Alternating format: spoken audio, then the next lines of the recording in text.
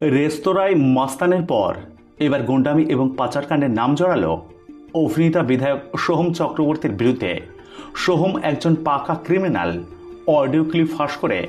ঠিক আছে, আর যখন অ্যারেস্ট হয়ে বেল পেয়ে বেরোবে, বেল তো পাবে, বেল পেয়ে বেরোবে, ওদের জন্য মুখ ওদের ফ্যামিলির লোক না চিনতে পারে। হ্যাঁ দাদা, ওগুলো একটু ফোনে না বলে একটু সামনাসামনি বলছি। হ্যাঁ, সে ফোন হলে আমার বাল ছিড়বে মনে হয়। বিস্ফোরক শঙ্কুদেব পান্ডা। বিস্তারিত দেখুন।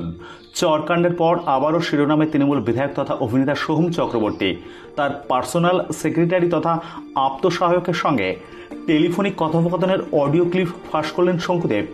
গতকাল সাংবাদিক বৈঠকে এই অডিও শোনান শঙ্কুদেব পান্ডা। তবে এই অডিওর সত্যতা আমরা যাচাই করিনি। শঙ্কুদেবের দাবি, চণ্ডীপুরে বিজেপি কর্মীদের মারধরের নির্দেশ দেওয়া হয় ওই অডিও ক্লিপে। তার দাবি, এটা শুধু টেলার শোনানো হলো, এমন আরও অনেক ক্লিপ সামনে আসতে পারে বলেই ইঙ্গিত দিয়েছেন শঙ্কুদেব। গতকাল সাংবাদিকদের মুখোমুখি হয়ে শঙ্কুদেব বলেন, এটা টেলার শোনাচ্ছে, ফিল্ম আমাদের কাছে আছে, ঠিক সময়ে আদালতে জমা দেব। তার দাবি, বিজেপি কর্মীদের সরাসরি আক্রমণ করার জন্য লোকজন তৈরি রেখেছিলেন সোহম। এই বিষয়ে আপ্তসহায়কের সঙ্গে সোহম কথা বলেছিলেন বলেও দাবি শঙ্কুদেবের। যে অডিও তিনি প্রকাশ করেছেন তাতে দুই ব্যক্তির কথোপকথন শোনা যাচ্ছে।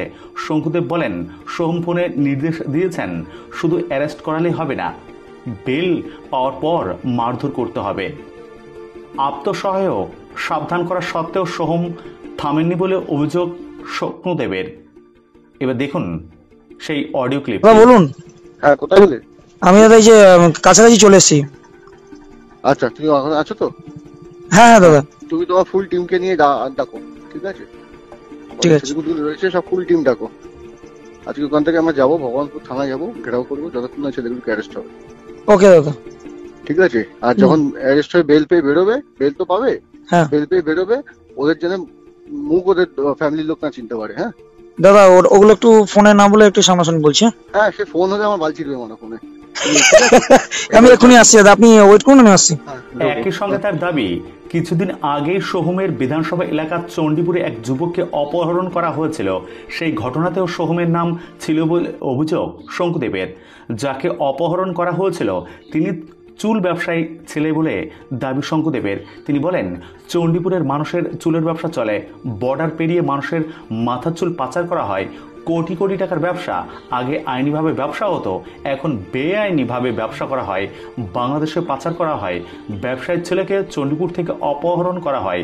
মালয়েশিয়ায় সেই ব্যবসায়ী তার ছেলেকে পাঠিয়েছিলেন চণ্ডীপুরে, তাকেই অপহরণ করা হয়।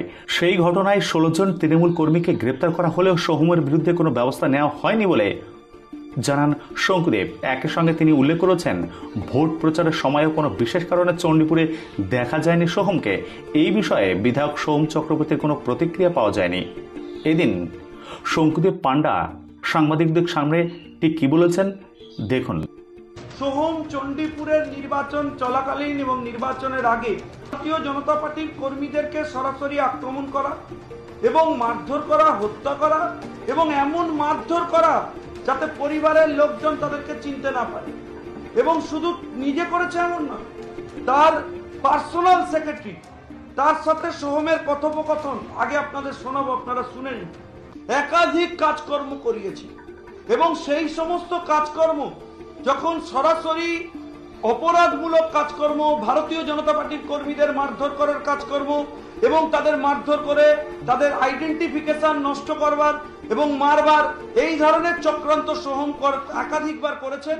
এবং যে শুনলেন, ভবানীপুর থানায় আমি যাব, ভগবানপুর থানায় আমি যাব, ভগবানপুর থানার পুলিশকে দিয়ে তিনি আমাদের একাধিক কর্মীকে গ্রেপ্তার করিয়েছেন। শুধু আমাদের করিয়েছেন, তার প্রাক্তন পিএ মনীষকে তিনি গ্রেপ্তার করিয়েছিলেন এনডিপিএস এর মামলায়।